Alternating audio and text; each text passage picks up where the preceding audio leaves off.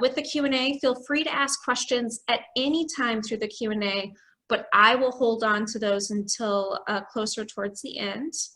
I am Morgan, and I work at the library. I specifically am the Teen Services Librarian, and I am so excited to announce the first part of our teen mental health series, where licensed professional counselor Chris Guzniczak will be helping us better understand some of our emotions and how to deal with those emotions. So this will be a really valuable presentation for both teens and parents of teens.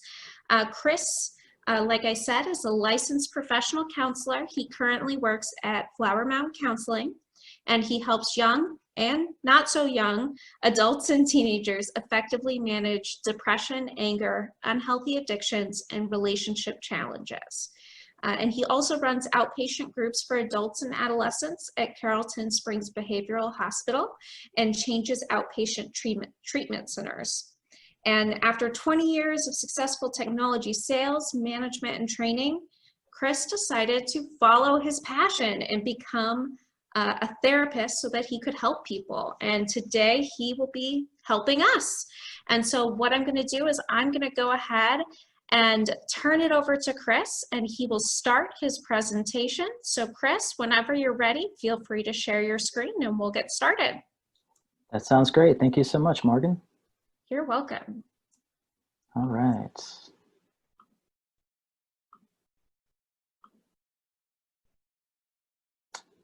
And okay. You see it okay? It looks good. Great, thank you. Well, thank you, Morgan, and thank you so much for joining us this evening. Like Morgan said, my name is Chris. I'm a professional counselor that out of Flower Mound Counseling, and I really like this topic. I'm really excited about this series because, as everybody knows, we've had a lot to be, a lot of extra stressors and challenges this past year or so. And a lot of what we're going to be talking about over the next 3 sessions is life skills. It's how to handle the stresses, the times that we're just feeling maybe we're feeling down and we don't know why.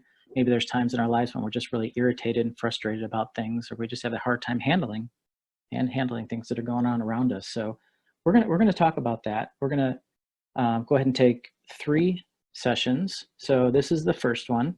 And I'll talk a little bit about kind of how this is set up right now. So this evening, we're really going to focus on understanding those emotions. And it's really important because it's a good first step because, like I said, a lot of clients will come in and they're just really down on themselves and maybe frustrated because they're getting overwhelmed with school. Maybe there's some things going on with friends and family, and they don't feel good about themselves and they don't really know what to do. And before we can really start strategizing and working forward, it takes a little bit of time to take a step back and just understand those emotions. Why do I feel this way? What does it say about me? What can I learn from it so that I can even articulate it to somebody that's, a friend or a family member or someone, because we just don't know what to do with it. So it's really going to be about understanding those emotions this evening. The next session, next week, we're going to focus more heavily on kind of changing the way that we see things that are going on around us. How do we change those thought patterns that we've kind of developed already, based on experiences that we've had and things like that. And then the last session, we'll kind of add on some additional strategies and so forth to kind of work through. I know a lot of you have probably heard like coping strategies, coping methods, kind of things like that. We'll kind of talk through some additional strategies like that. That being said, so because it can potentially be, a sensitive topic for folks, I do need to say that it's a presentation. It's for informational purposes only, and it is not intended to be advice or counseling.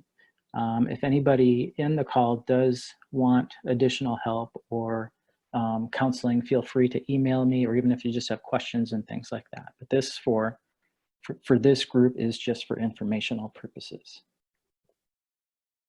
Okay, so let's move on. So I wanted to start with kind of an important comment here. And what I have on the screen, what it says is, your truth is your truth.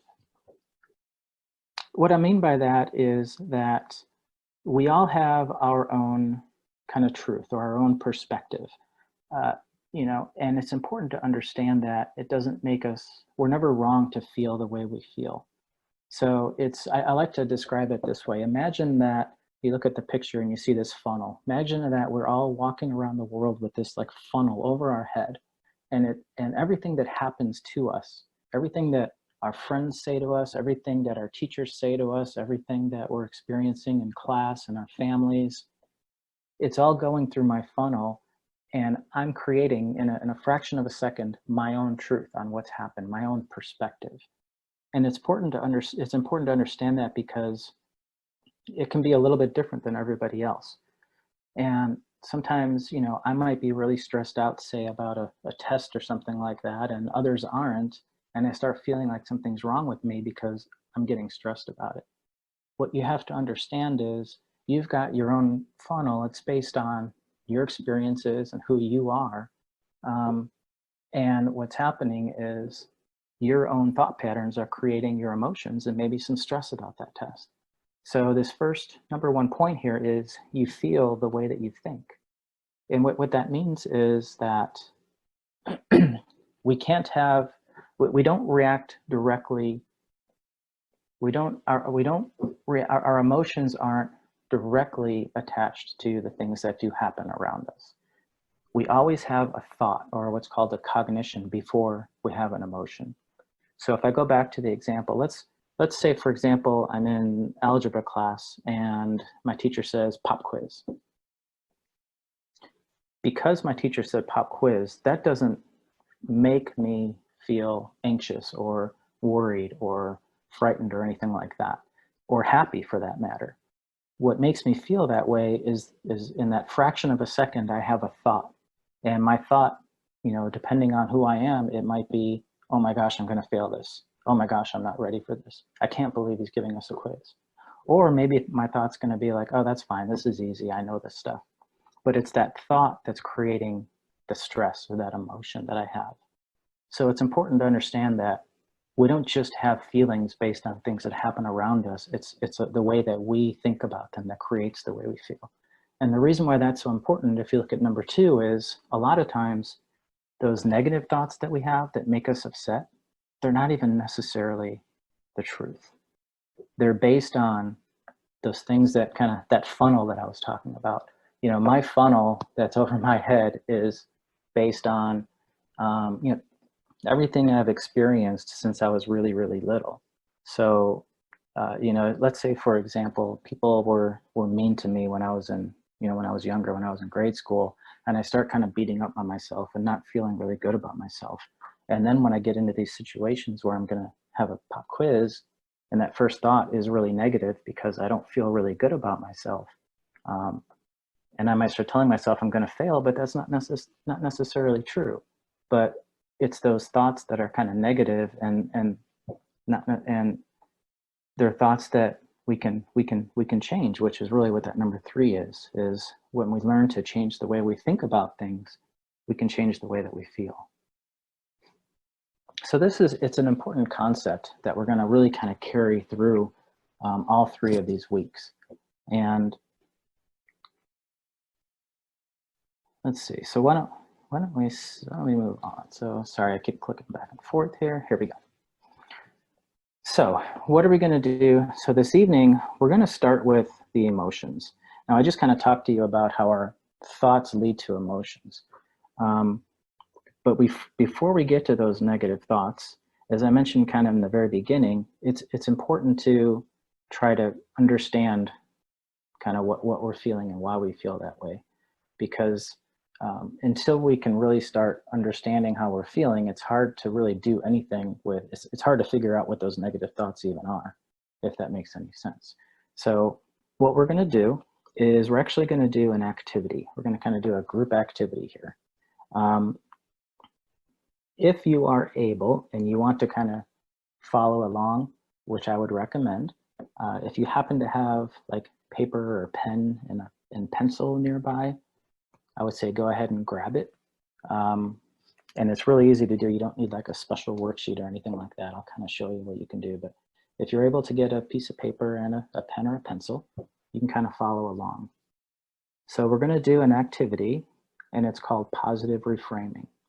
And what we're doing is we're taking a number of negative emotions, and we're going to actually look at them from a different perspective.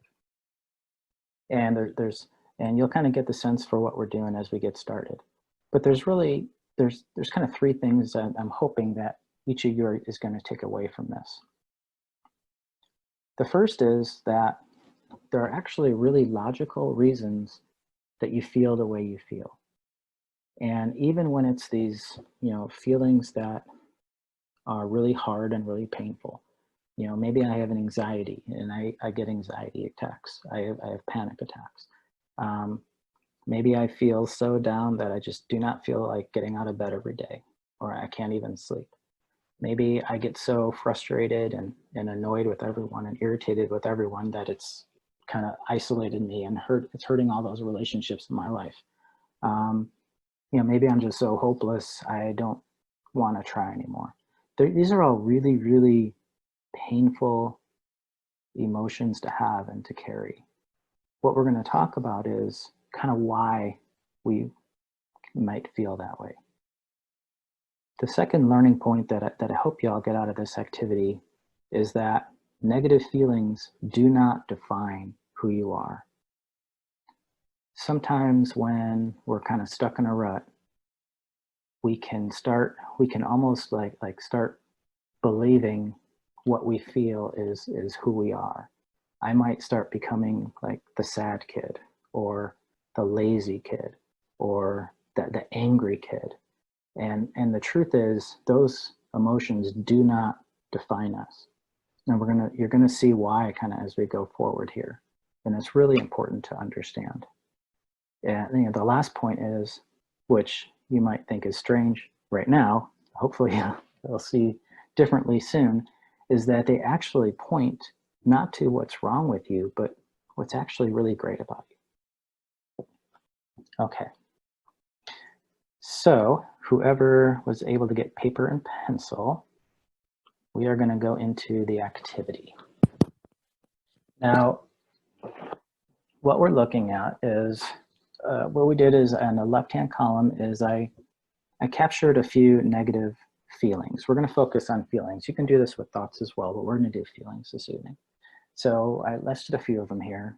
Anxiety, depression, kind of being bored / unmotivated, anger and annoyance, and then kind of shame, guilt, I'm not good enough.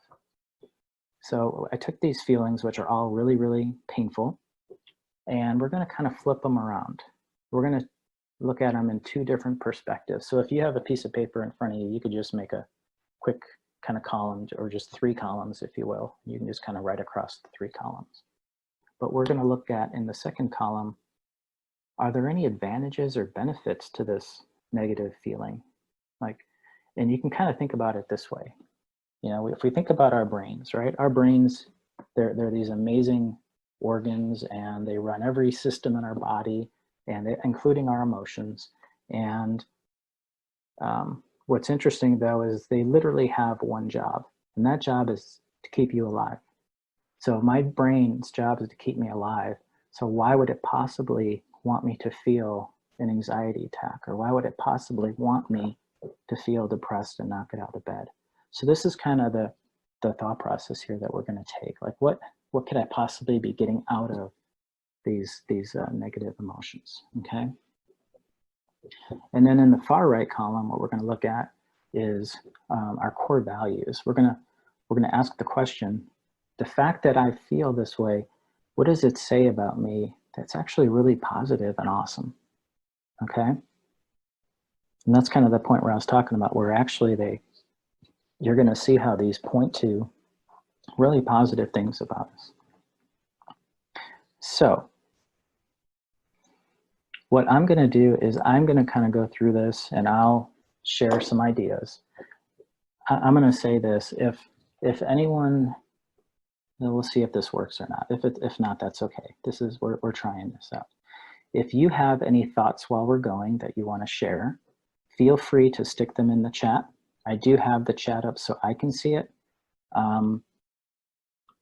You probably would want to do chat with the panelists or something like that. I don't know. But if you have any thoughts that you want to stick in there as we're going, feel free to send them in or add them as a chat, and I will try to incorporate them with what we're doing. What's really interesting about this activity is really there's no right or wrong answers, because we're all different and it's actually really personal. So, but what I'll be sharing, I think you can kind of think about whether or not it applies to you or not. But I would strongly encourage, if you have paper and pencil, to go ahead and kind of follow along and try to fill this in for yourself. And you'll kind of get a sense for what I'm saying. If I say something that you don't really feel, then don't put it on your chart. That's okay. All right, so why don't we start with, let's start with anxiety. So what could anxiety benefit me? I'll kind of pause, just for a couple of seconds. So those of you that are kind of following along and trying to do it on your own, maybe you can jot a couple of things down for yourself.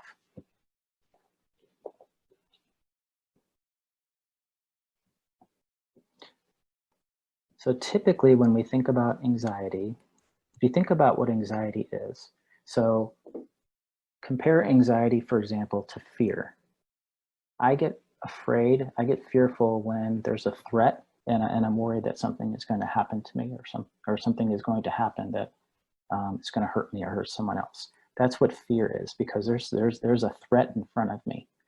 Anxiety is very similar. The only difference is my brain is thinking that there's a threat, but there's not necessarily a threat there.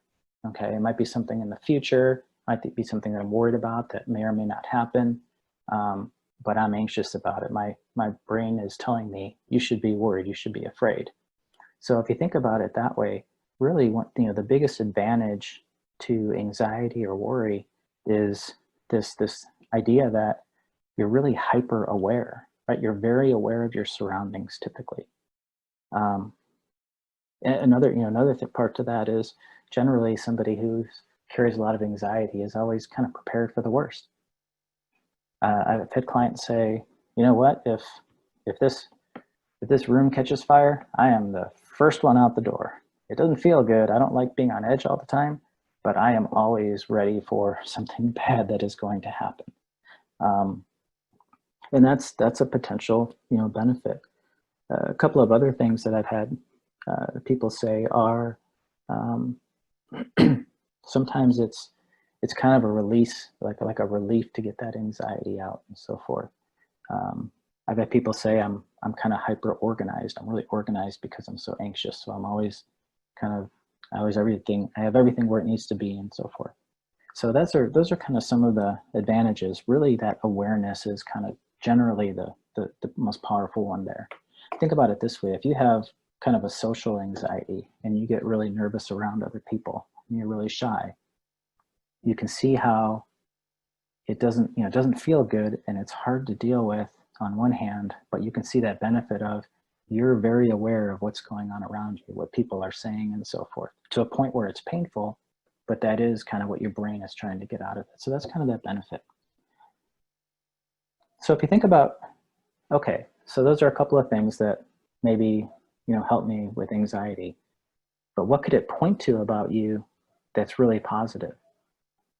And once again, if anyone has any thoughts here, feel free to, stick them in the chat. What might it say about you? Think about what you get anxious about. Anybody that does get anxious. If you think about what you get anxious about, it'll point to what's important to you and what those values are. What's really interesting with anxiety is that for a very high number of people with anxiety, it tends to be about what others think or how others are feeling. We tend to value how other people are doing very much. I hear often that I don't want to be a burden on anybody else. Although interestingly, my friends all come to me when they have problems. I hear that so often from my clients with anxiety. So it's, if you look at, what are some of those things that I value that are really positive, it's being worried about others' feelings. Maybe I really value friendships. Maybe I really value human connection, and I get anxious around other people because I want everything to go perfect.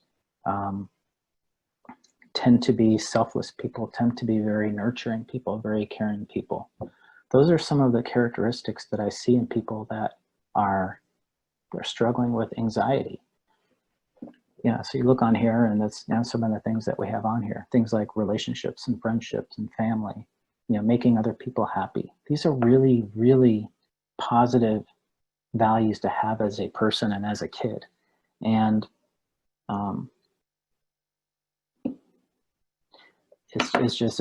you can see how really I'm describing, kids that are really nice kids, really nurturing kids, yet, maybe struggling with an awful lot of stress and worry and anxiety.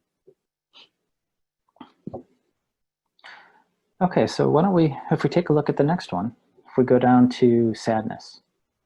If I'm someone that's feeling kind of down, sad, maybe even depressed, kind of, and I'm kind of stuck in it, not really feeling kind of hopeless, what could I possibly be getting out of those feelings? Because once again, they do not feel good at all. And I'm pausing just for a moment if anybody is kind of thinking about it for themselves.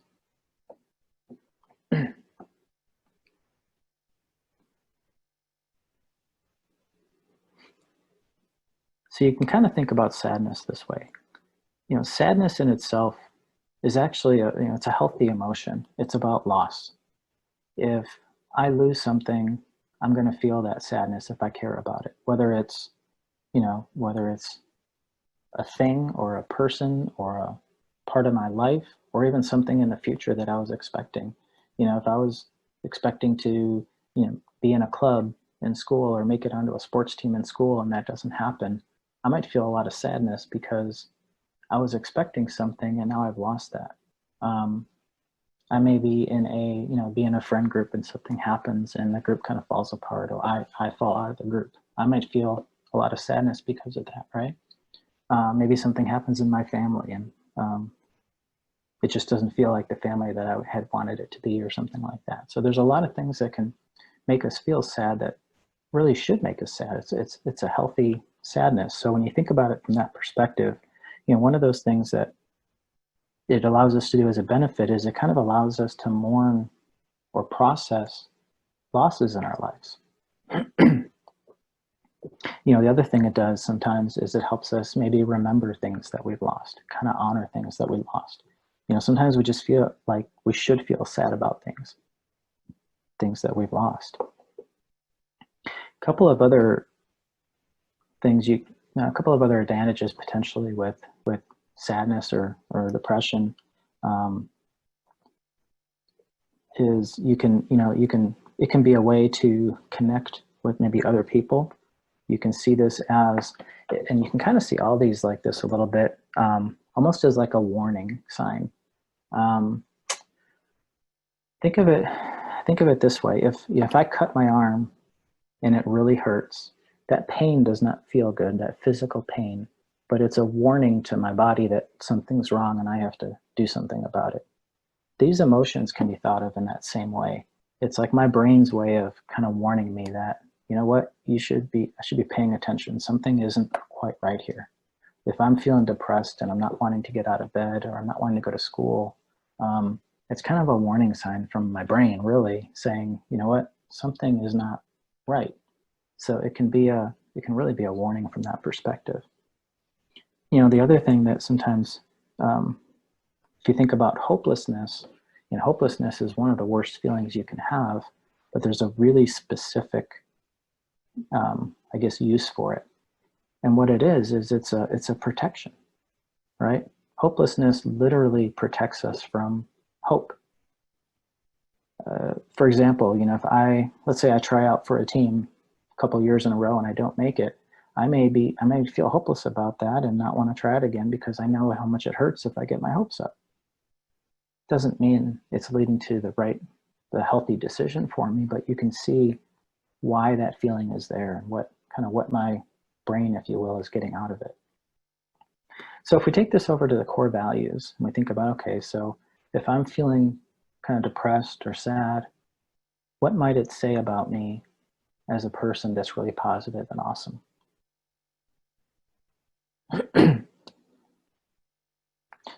When you think about sadness, generally it is tied to loss.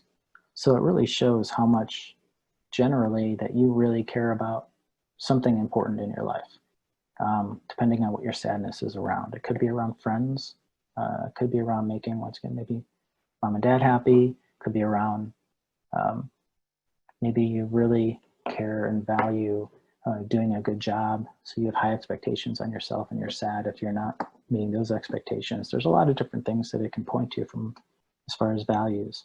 A lot of times it can point to love. Love is a really interesting thing. It's one of those, love is one of those things that feels really good, but it's also risky. And when you lose something that you love, that it hurts. And that's where that sadness comes in. Other potentials, you see a lot, if somebody's struggling with depression, generally, maybe it's someone that's really sensitive, maybe someone that's really thoughtful, loyal, accepting. These are all really positive values to have as a kid. And once again, the challenge is sometimes they lead to these really hard feelings. So I'm going to pause for a moment. And if you look at this chart here, and remember what I said in the very beginning, I said one of the things I want you to remember here is you are not, your feelings don't define you. So once again, sometimes, I may start getting into my own head, or maybe even people around me are saying, oh, I'm the sad kid, or I'm the anxious kid, or I'm the, whatever. I start using those feelings to define me. And as you can see, that is not who I am. In reality, I'm the kid that, really cares about how people feel, and I like making people happy. And if you look at that right-hand column, I really value my family and friendships, and I'm kind of selfless. I take care of people, and maybe I'm really, I really value being a good friend, and I really value trust. And what's happened is there's been a disconnect maybe in my life, and I'm not having those values right now. I'm not seeing those values. So what I'm feeling is the anxiety and the sadness, right? I'm feeling the things over on the left because of a disconnect in my life. But this is really important to kind of wrap our heads around a little bit, because if you're feeling any of these things, it's hard to just fix the feeling. But when you start understanding where it's coming from, it really helps us kind of work through feeling better. So I hope that I wanted to kind of pause to talk through that a little bit, because I think that's important. Okay, so let's see. Being bored, unmotivated. There's a lot of this going on with the pandemic, right? We don't have a whole lot to do. And I know it's starting to open up a little bit, but I know there's a lot of boredom. The hard thing with this one is it tends to get equated with the big L word, right? Lazy. And it's a word that I don't like, because in reality, if you think about what laziness is, it's basically, it's not being motivated to do what somebody else thinks you should do. So the interesting thing is we're always motivated to do something. If that something for me is to play video games all day, or watch Netflix, or lay in bed and talk on the phone, I am motivated to do those things for very specific reasons, depending on what's going on in my life, for example. But to say I'm unmotivated, I'm unmotivated to do specific things. See, when we get specific, then we can start kind of working through these a little bit. So if you can think of, there's a couple of advantages for kind of being unmotivated. It's kind of a weird one. It might be hard to figure them out on this one. The first is, if you think about it this way, we only have so much energy. And if I'm finding myself having to do things that I don't really find meaning in, or I don't really like doing, I may be using up all my time and energy doing those things instead of doing what really matters to me, things I enjoy doing. So in a strange way, that maybe sense of not being motivated to do stuff can be a way to conserve energy. That's my brain's way of saying, okay, stop spending time doing this because we don't want to do it anymore, right? So that's kind of one thing. Another thing to think about is, once again, think of it as that warning sign. If I'm getting up every day, hating whatever I have to do, it's at least important to be aware of that, because it is a warning. It's a warning that something's kind of off. I'm not doing what brings me joy or what brings me meaning or whatnot. So it's important to kind of maybe start thinking about that. Maybe I can make a shift in my school next semester. Maybe I have to focus a little harder in a couple of these classes that I really don't like just to get through them so that I can get to the ones that I really do enjoy. Just kind of thinking through it that way, you can kind of think of it as a warning sign. And when you think about what does it say about my values, what I find really neat about this is really what it shows is that you actually value having meaning in your life, right? If I'm unmotivated to do whatever's going on around me, that kind of tells me that I really want to find that meaning. I want to find something that does bring me joy or does challenge me, does take me to that next level. I haven't found it right now. I don't have it right now. Maybe it's being around certain people, whatever that is. So it really kind of shows that you value meaning. You just maybe don't necessarily feel like you have it in your life right now. Let's see. The other thing it might show is that maybe that you have high expectations.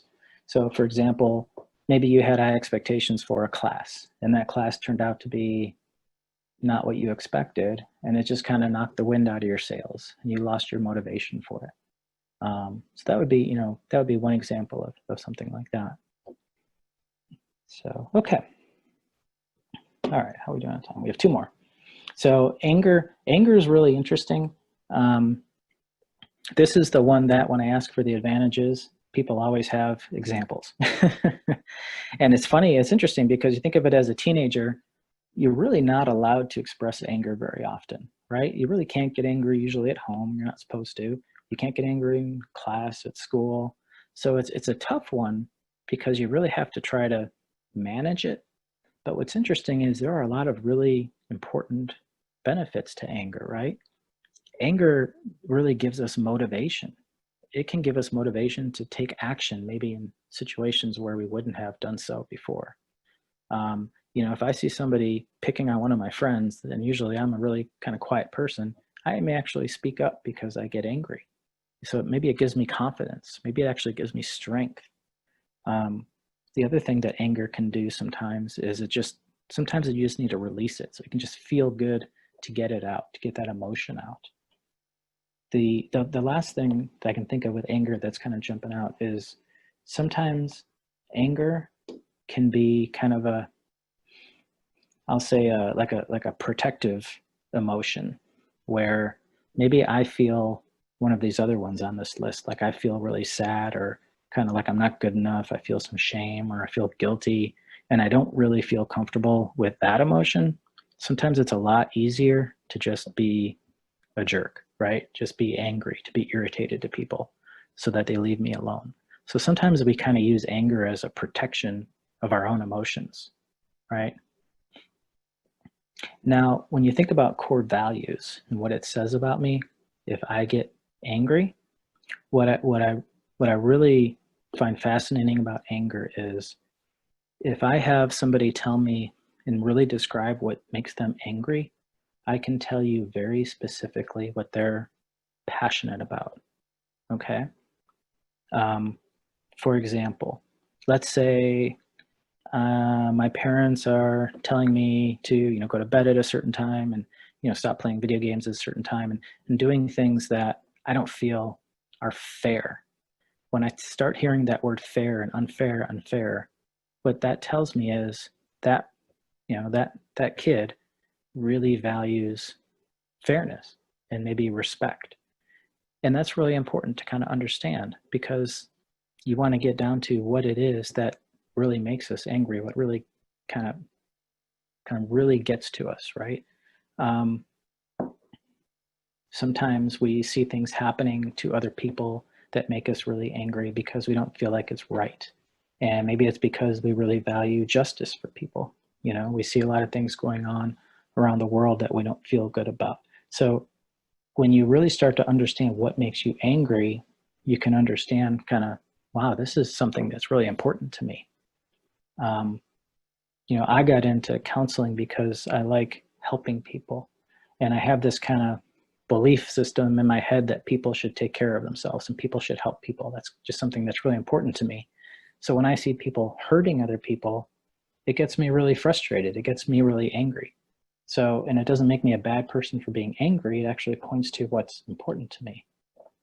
So that's kind of what I'm talking about. So think about what it is that makes you angry, and you'll really kind of see what's really important to you. You know, so and then a lot of times if you think about core values, you know, somebody who is willing to kind of put their anger out there kind of shows that they're really kind of an authentic person, a real kind of a realistic person, right?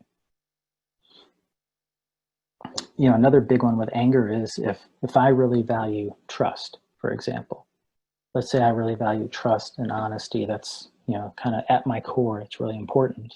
And then I find out one of my friends maybe was saying something and broke my trust. You could see how I would get really angry about that. It's less about maybe that friend and more about that trust. So that's kind of why I'm saying it's important to kind of understand what the frustration is about. So anyway, yeah, so that's a really important one. Okay, so the last one on here is shame. And you can kind of put guilt in there as well. And kind of this feeling that like I'm not good enough. So this is a tough one, and I'll try to explain this the best that I can. First of all, I guess I should have put guilt on there. And you know, generally the difference between guilt and shame is that guilt is about something I've done. I feel bad about something I've done. Shame is when I take that to, it's, you know, I'm bad. I'm a bad person. I'm a bad kid. I'm a bad student. When I start making it personal about me, that's kind of what shame is. And, you know, we get into this thinking like I'm not good enough. It's possible that, you know, all of these feelings that we've talked about this evening, you know, that 1 through 4 and every other negative emotion, in a lot of ways, underneath all of that frustration and sadness and anxiety and all that stuff is a lot of times this feeling that I'm not good enough at something. It kind of sits down there a little bit with us. And it's a hard emotion because, you know, I talked a little bit about the funnel that we have over our heads and those negative thoughts that we have in our head. Shame is literally in my head, okay? That's those voices in my head telling me that I'm not good enough. Because the truth is, we're all good enough. We really are. We're all good enough with the things that we're good at and our faults and our weaknesses and all that stuff put together. That's what makes us all unique. You know, I like to say with groups, imagine if we were all perfect, if everybody was perfect. What a boring world that would be. There would be nothing that makes us unique. So the fact that we do have imperfections is actually really, really a good thing. But when you think about, so what can I possibly get from feelings that I'm not good enough or shame? You know, really the biggest one I think is sometimes it can give us motivation, right? It can give us some motivation to work on things, to work on ourselves, if it can be done in a healthy way. The other thing that it can be in kind of a strange way is sometimes when I feel shame, it's a way for me to control maybe something that's going on in my life. You know, maybe other people are making me feel bad and I'm taking that control of that feeling kind of for myself and I'm owning it just because I really don't want to be, say, a victim of somebody else. And that's kind of a heavy thing, but you know, with shame, it's a tough one. It really is. Now, what it says about us generally is it really, tends to point to our morals. Usually my values, my morals between right and wrong. Maybe high expectations on myself that I have. Let's see what else I may have on here. Yeah, my point to relationships that I have, if I feel shame about maybe hurting somebody else. Something that's really interesting is anybody that feels like they're not good enough or they carry kind of that guilt or shame tends to be somebody who's really accountable, right? It's not somebody that's just going to point the finger and blame other people. We kind of take it on ourselves and kind of have that humility as well. Sorry. So you can see, once again, where what I really like about this activity is, once again, if you think about who you are as a person, as a kid, as a young adult, whatever, keep in mind that this right-hand column is what defines you, right? The core values. Whatever those things are that are really important to you, things that you're passionate about, things that kind of describe you. And if you're feeling these negative feelings on the left, it's because there's disconnects in your life, either perceived or real. The great example of a real disconnect, once again, think about this pandemic. It's probably creating a lot of boredom, maybe isolation, some sadness, things like that. It's putting people's plans on hold. Maybe you're not able to do something in like your senior year or something like that. So these are real life events that are happening that are potentially creating a disconnect between what you value and kind of what you're experiencing right now. So the question becomes, what do we do with this? And remember that it's not that something's wrong with you. It's not that you're broken or something like that. These are emotions to kind of work through and process. So I think I just have one more slide. So why does this all matter? So think about the fact that, like I said in the beginning, understanding these emotions is kind of the first step to feeling better, okay? Kind of figuring out where they're coming from so that you know what to do with them. As you get a better, I guess, grasp of your emotions, you can start understanding the difference between kind of healthy and unhealthy emotions. I know there's some things that are obvious, right? If I'm doing something really unhealthy, like harming or something like that, that's really obvious. But sometimes it's just those thoughts in my head that aren't quite as obvious, which is what we're working on. When I start feeling like nothing's ever going to get any better, or things are all my fault, those types of thoughts, those are the things that we want to start learning to be aware of, those types of feelings. Accept all of you, accept yourself. That's really, really important. And the next one on here is verbalize how you feel. This is an important one as well. Any kind of negative emotions, they get so much worse when we try to hide them, when we try to tuck them down and not let anybody see that I'm anxious or I'm worried or that I'm sad. It just makes everything much, much worse for me.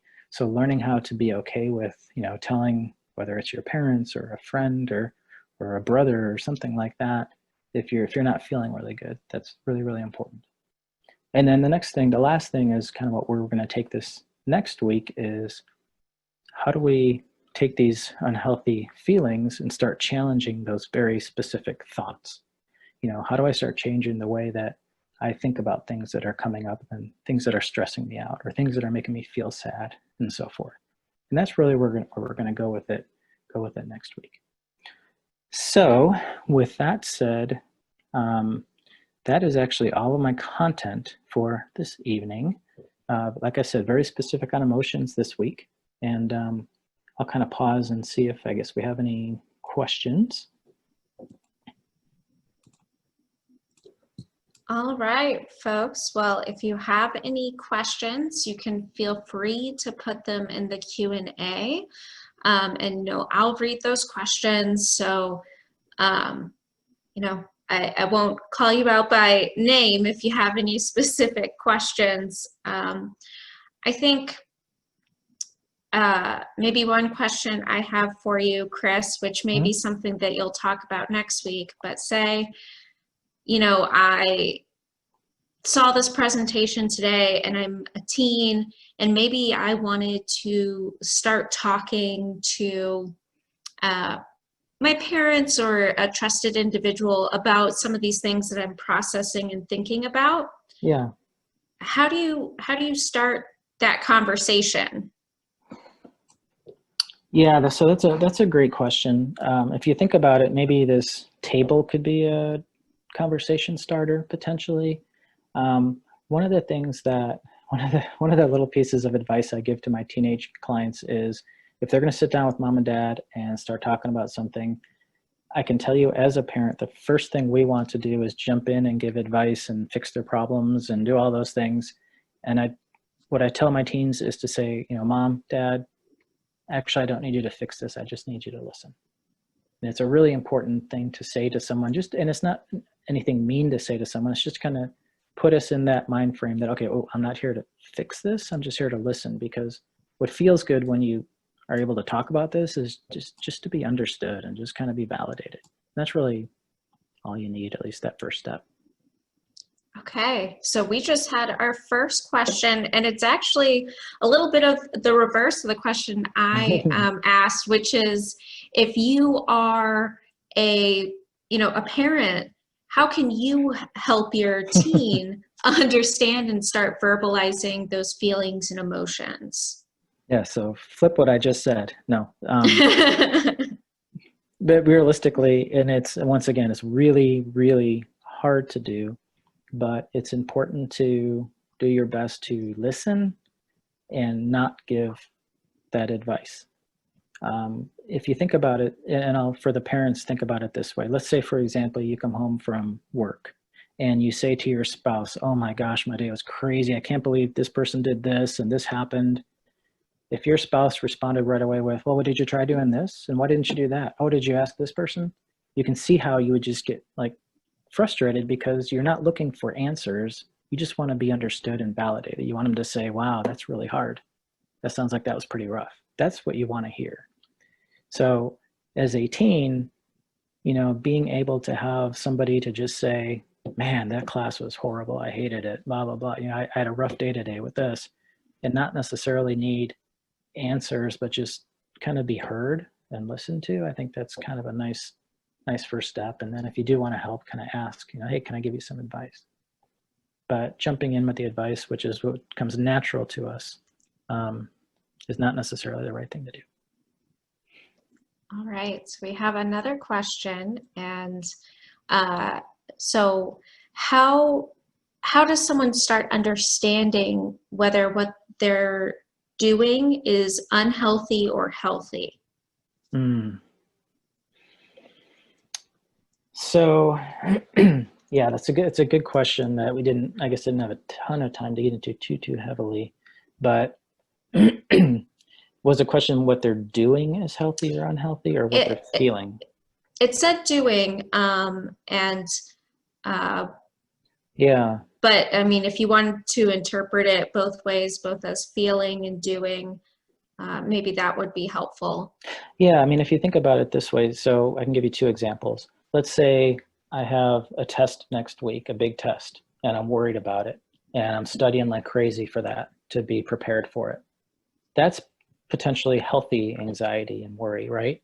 But if I'm worrying and anxious to the point where I can't even sleep anymore, and I can't even study because it's too overwhelming, so I just shut down, that would be the example of where it goes from healthy anxiety to very unhealthy anxiety, because it's no longer helping you basically do what you're trying to do, right? You know, with sadness, you could think of it as, you know, at what point does it start impacting my life in ways that aren't maybe good for me? Like maybe it's impacting my relationships or things like that. So it's I don't know that there's necessarily a cut and dry answer to that, but what it tends to, where I can see it in people's thoughts, is when those distortions start coming in. And once again, if I'm sad about something, and that sadness, those sad thoughts around loss start turning into thoughts like, you know, this is never going to get any better. This is never going to change. I'm never going to find a new friend. This is all my fault. Those are all kind of distortions that are making it very unhealthy, as opposed to just kind of maybe mourning a loss of something. So this question is a really good question. And the question is it okay if we feel a little bit of all the emotions? It's okay to feel every single emotion. It's one of those things that, we all feel all of these emotions sometimes. I'll put it that way, right? And I'll tell you this, you may see maybe your friends at school, or if you're an adult, you maybe see your peers and think, oh my gosh, that person's got it all put together. The truth is, every human being struggles with some of these emotions at least some of the time. Some people are better at kind of hiding it than others, to be honest. So yes, it's absolutely okay. And that's kind of part of my point, is it doesn't mean, like, it's not bad. That anxiety isn't something to be ashamed of. It's just something, you know what? Our brains all work a little bit differently, and it's just a matter of figuring out what to do with what you've got, if you will. So absolutely. Thank you. That's a good question. All right, do we have any more questions for Chris about the content today?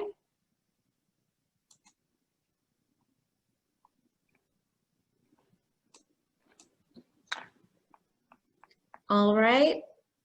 So I haven't seen any more questions come through, but I do want to say that, Chris, he did put the offer out there that if you have any follow-up questions, you are welcome to contact him.